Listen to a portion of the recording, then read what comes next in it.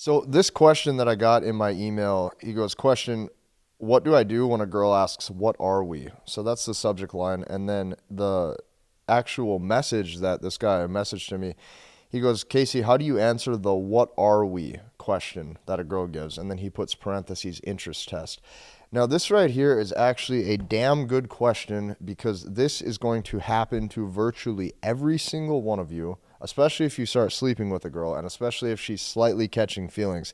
So, what you have to remember is that if a girl is willing to sleep with you more than a couple times, she is going to start to build an attachment towards you. And she's going to start to build an attachment towards you because all of those thoughts and feelings and emotions of her consistently seeing you are going to start to come into play. Now, here's where this gets interesting because what you got to, like, this is such a good question because that one question, I can take this at so many different angles that a guy has to know and that a guy has to understand because if you answer this one thing wrong, you can instantly notice a decrease in her attraction towards you. You will notice a decrease in her interest. And on top of that, it's going to be harder to actually get her out on more dates. So what I'm trying to tell you is this. If you answer this one question wrong, when she says, what are we? Where do you see this going? What are you looking for a relationship? Do you see this going anywhere with me? If you answer this wrong, you will watch a girl who has an 8, 9, or 10 interest level in you instantly drop to a 4. And if you answer that one question wrong, there's a chance that this might be the last time that you see her. Now, you might be wondering, well, how do you know this? I know this because I've made every single mistake in the book. There's been women in the past that I have lost out on simply by answering this question incorrectly. And what I'm going to do right now is I'm going to tell you why most men answer this incorrectly. You see, there's going to, when you start seeing a woman, when you start dating a woman, when you start sleeping with a woman, there's going to be a level of chemistry. If you guys have hung out anywhere from probably 4 to 15 hours, you guys have been on consistent dates, you guys are seeing each other, there's now going to be a level of mutual chemistry where you are going to start to get comfortable. When I say get comfortable, what I mean by that is you're going to be one step relaxed or you're going to be one step less on your guard because now that you and her are mutually, basically have came to an agreement that you guys semi-like each other, you're going to start to now talk to her like more of an everyday person that you would see. And the problem with that is you run the risk of answering questions logically. What happens is you will forget the fact that you are still talking to a woman who is hypergamous, a woman who only falls in love when she sees a discrepancy in sexual market value between you and her, and you are still talking to a woman that is guided by her emotions. The problem is that when insert whatever name you want to insert. Maybe her name's Sarah, maybe her name is Jessica, maybe her name is Amanda, maybe her name is Karen. Insert maybe her name is Stephanie. Insert whatever name into that woman you choose. Here's what's going to happen. The first few dates or the first few times that you see her, your brain is still thinking, oh, this is a girl I'm seeing, meaning I need to be on point. I need to be on my masculine frame. I need to be bringing the right energy. When you start to get to know her as a person or as on a personal level, you now associate her with her identity and who she is. Now all of a sudden I'm talking not just to a girl, now I'm talking to Sarah. Okay, I know Sarah personally. I know Stephanie personally. Now there's mutual interest. Here's where things go south. And I know I'm long-winded with this, but stick with me because if you answer this question wrong, it is not going to turn out well for you.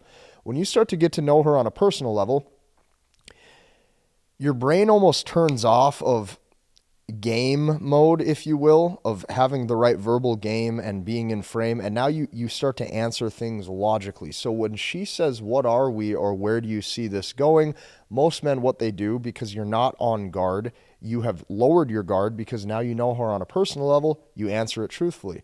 So what happens is guys will say, hey, or they tell themselves, if I like this girl and she clearly likes me, she's sleeping with me, she's seeing me, I can say whatever I want to her. No, you can't. And I'm going to explain why. What guys will do, especially if you like the girl, or especially if you see this as there's mutual interest, you guys have the same passions, you guys have the same hobbies, you guys let's say maybe you both like to eat at the same restaurants, whatever the case may be, like whatever, you'll say, oh yeah, I'm possibly open to dating you. Or guys are going to answer it truthfully. You're going to say, yeah, I think you're a cool chick. I'm open to going the distance with you and seeing where this plays out. Or some guys, if you like the girl, you just answer it logically and truthfully. You're like, yeah, I could see myself dating you. And right there, what you're going to notice in that split second, you have royally fucked up. You have royally fucked up because you're going to watch that woman all of a sudden understand your interest and understand your engagement level. When a woman knows your interest and when a woman knows your engagement level, when a woman knows your interest level towards her, you have now lowered your sexual market value. You see, before, and I'm going to explain why this is. Women ask questions subconsciously without even realizing it. They are gauging your interest, and as they're gauging your interest, the questions that they are asking you, depending on how you answer them back, will dictate their interest and their investment level, and I'm going to explain why. The first thing that you need to know, and I don't care how tall you are, I don't care how much money you make, I don't care what you do for a living, none of that bullshit. A woman only falls in love when there is a discrepancy in sexual market value. What I mean by that is when she looks at you, she gets the vibe that she won. She got the better end of the deal. If there's anything that I want you to take away from this video today, is that I want you to take away this one snippet at least. Women always want to feel like they got the better end of the deal. She wants to feel like she had to work for what she wanted. She has to feel like this guy is a catch. So you could be an NBA player for the Lakers. You could be an NBA player for the Chicago Bulls. If you commit too quickly, if you give too much certainty, if you say, yes, I could see you being my girlfriend. Yes, I could see you I could see myself dating you. I could see myself committing to you. I could see myself building a future with you. If you say any of that shit and you answer it truthfully, I don't care if you're a professional NASCAR driver. I don't care if you are a professional basketball player. I don't care if you're a rapper. I don't care if you're an NBA player. I don't care if you're a rock star. You will now run the risk of her interest dropping because there is less of a discrepancy between what your perceived sexual market value was and now what it actually is. Before, she looked at you with a guy with super high sexual market value, and there was a big discrepancy between how she psychologically categorized you and how you actually are. Now, all of a sudden, when you answer that truthfully, watch that interest drop. The same woman, the only difference between you when you answer that question and you previous is her psychological perception of you. Before, she looked at you differently. Since women are all emotional, their attraction is oftentimes gauged based off of that man's interest and investment level. And the more interest and investment that you show, the more she is going to start to pull back from you because she wants to feel like she can do better. This brings me to the last segment of this video. Notice I said when you lower that psychological perceived value in her eyes, she is going to feel like she can do better. This stems into hypergamy. Hypergamy is a feeling. Women want to date a man, or women date across and up, and oftentimes it's up. She wants a guy who she looks up to. She wants a guy who has a higher perceived sexual market value than her. This is how a woman falls in love.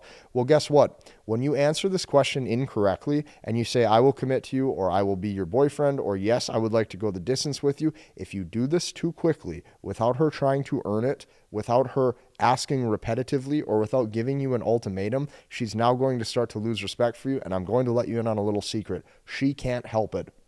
She can't help it. She's not trying to be spiteful. She's not trying to be rude. This is wired into her biology. This is wired into her subconscious, and this stems into hypergamy. All of a sudden, hypergamy is less satisfied, okay? As it's less satisfied, she now starts to get an internal feeling that she can do better, and now she wants to work for a different guy's approval. And see, this is where guys get really pissed off and really confused because they go, I make all this money. I have all the boxes checked. I did everything right. And you know what?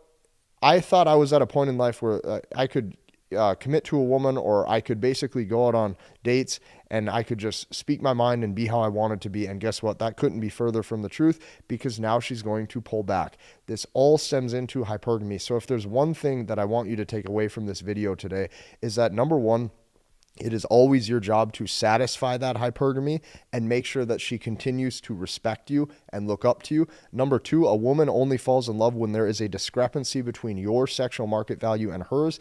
And number three, to put this into easy to understand terms, a woman never wants a man who is won over too easily. So for those of you at the end of the video, there's going to be one burning question that a lot of you have. The burning question that a lot of you have is going to be, well, Casey, when the hell can I actually commit?